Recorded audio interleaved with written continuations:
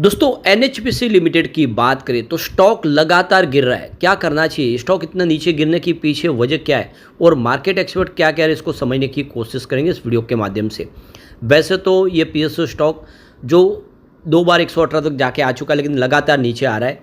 अब इसने 80 के स्तर के आसपास अपनी एक तरह से सपोर्ट बनाए हुई है। क्या है आगे की संभावना, उसको समझेंगे। दूसरी तरफ अगर हम हिंदुस्तान एरोनॉटिक्स लिमिटेड की बात करें तो यहाँ पर कुछ बड़ी अपडेट निकल के आ रही है, जिसको इस वीडियो के माध्यम से डिस्कस करेंगे। कंपनी के अंदर क्या आगे की संभावना, उसको समझेंगे। साथ में हम भारत इलेक्ट्रॉनिक्स लिमिटेड को डिस्कस करने जा रहे हैं, जहाँ पे देख सकते हो कि डिफेंस सेक्टर के इस खिलाड़ी में कुछ संभावना पॉजिटिव बनने लगी है। स्टॉक में आने वाले समय फिर क्या तेज़ी की संभावना बनेगी। साथ में हम राघव प्रोडक्टिविटी को डिस्कस करने जा रहे हैं, जिसने बोनस देने का ऐलान किया है।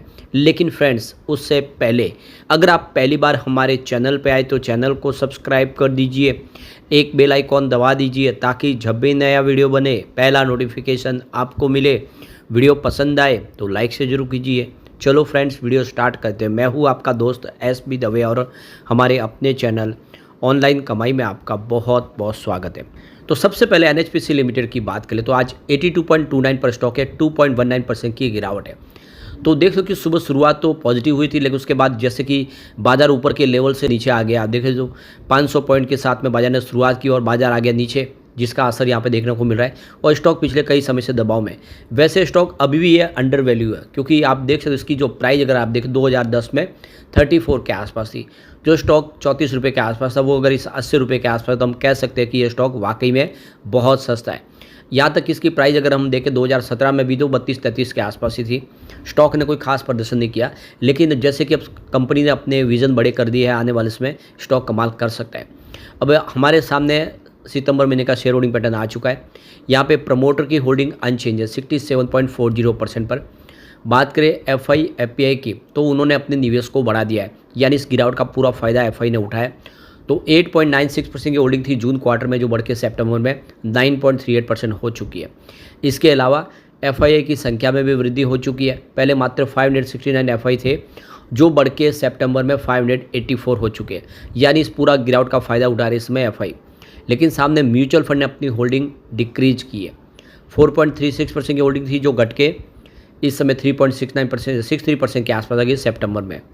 यहाँ पे म्यूचुअल फंड की संख्या भी घटी है, पहले 28 थे जो घट के 26 के आसपास आ गए। इसके अलावा इंस्टीट्यूशनल इन्वेस्टर ने भी अपनी होल्डिंग डिक्रीज की है।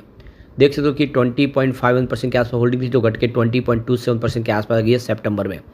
तो ये क्लियरली देख सकते हो कि इंडिया के जो फंड हाउस है वो तो भरोसा नहीं करे, लेकिन FI इस स्टॉक पे पूरा भरोसा करे और आने वाले समय बेहतर करता हुआ दिखाई दे सकता है। उसके पीछे सबसे बड़ी वजह है कि कंपनी ने 2030 तक के लिए अपना गोल सेट किया कि करीब 16,700 मेगावाट का ग्रीन एनर्जी का पोर्टफोलियो कंपनी ऐड करेगी।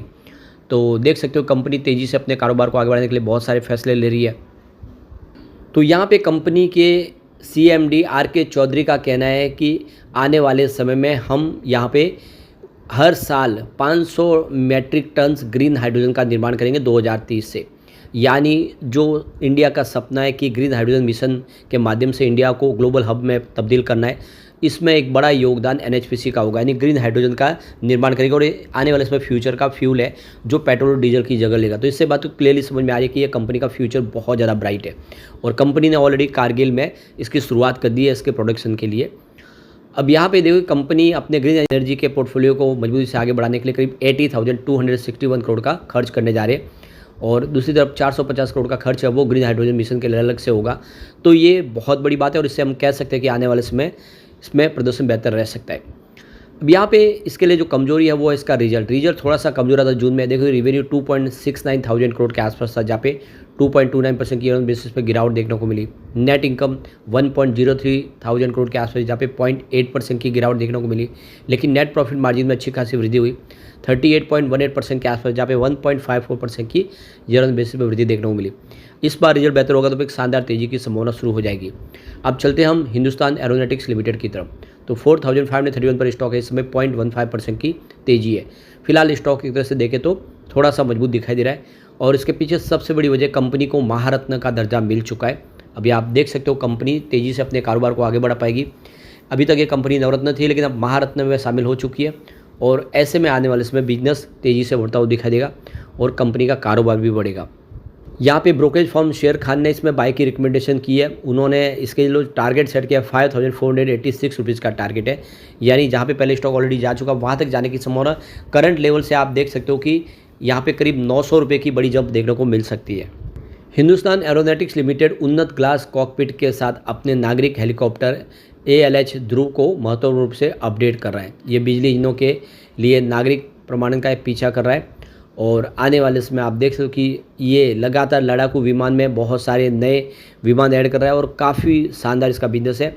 आने वाले समय हमारे डिफेंस सेक्टर के लिए बहुत सारे नए अनुबंध इनके साथ में इन्होंने साइन किए और सरकार के लिए बहुत सारे नए और विमान बनाने की तैयारी है। ऐसे में इसका बिजनेस बढ़ता हुआ दिखाई देगा।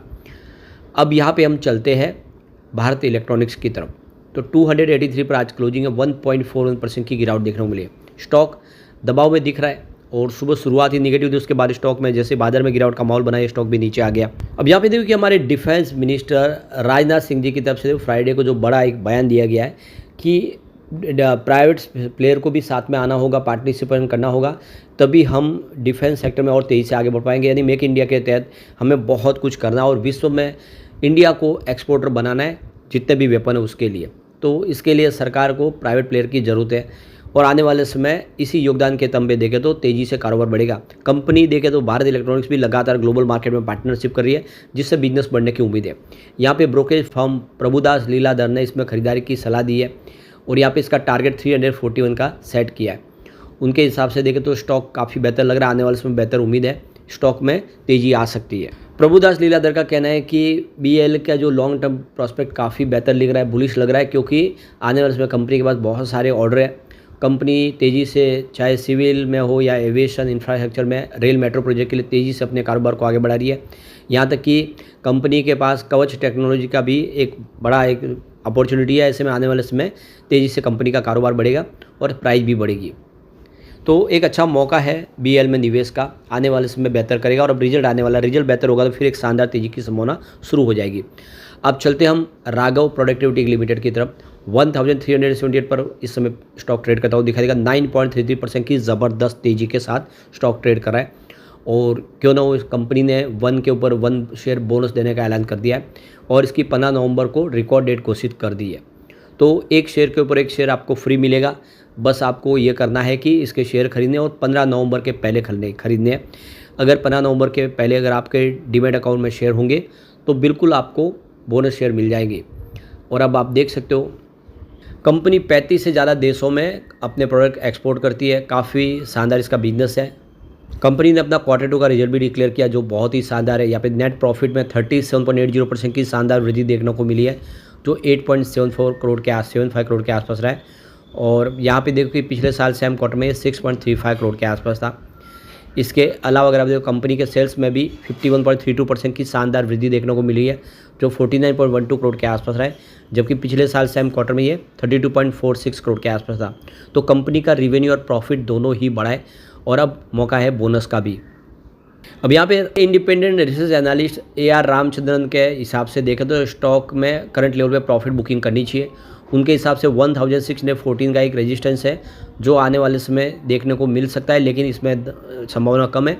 फिलहाल स्टॉक अगर 1240 के नीचे चला जाता है तो फिर इसमें गिरावट की संभावना बनेगी और 1009 तक जा सकता है।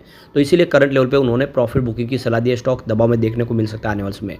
लेकिन फ्रेंड्स, कोई भी इन्वेस्टमेंट करने से पहले अपने फाइनेंशियल एडवाइजर से एडवाइस ले ले या अपना खुद का रिसर्च करें, क्योंकि मैंने वीडियो आपके एजुकेशनल पर्पज़ के लिए ही बनाया। वीडियो पसंद आए तो लाइक से जरूर कीजिए और चैनल को सब्सक्राइब कर दीजिए। Thank you friends.